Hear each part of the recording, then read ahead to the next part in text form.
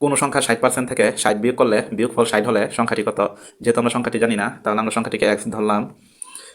এই সংখ্যা থেকে এই সংখ্যার 60%, 60% মানে আমরা জানি 100/60। এই সংখ্যাটি থেকে 60 বিয়োগ করলে তাহলে বিয়োগ 60, বিয়োগ করলে বিয়োগফল 60 হয়, তাহলে সমানও 60। তাহলে বা x গুণ, এখানে যদি আমরা 20 দিয়ে কাটাকাটি করি, 3 20 60, 5 20 100, তাহলে 5/3 সমান 60। মাইনাসের 60 দুই পাশে পক্ষান্তর করলে হয় প্লাসের 60।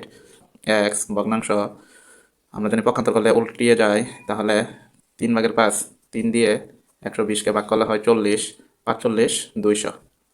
3000-এর শতকরা 5 ভাগ অপেক্ষা 3000-এর শতকরা 10 ভাগ কত বেশি?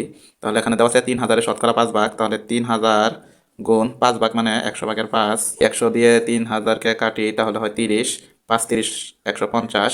আবার বলছে 3000-এর শতকরা 10 ভাগ, তাহলে 3000-এর 10 ভাগ মানে আমরা জানি 100/10। তাহলে 10 দিয়ে যদি আমরা 3000কে কাটি, 30, 10 30 হচ্ছে 300, তাহলে 150 থেকে 300, তার মানে 150 বেশি।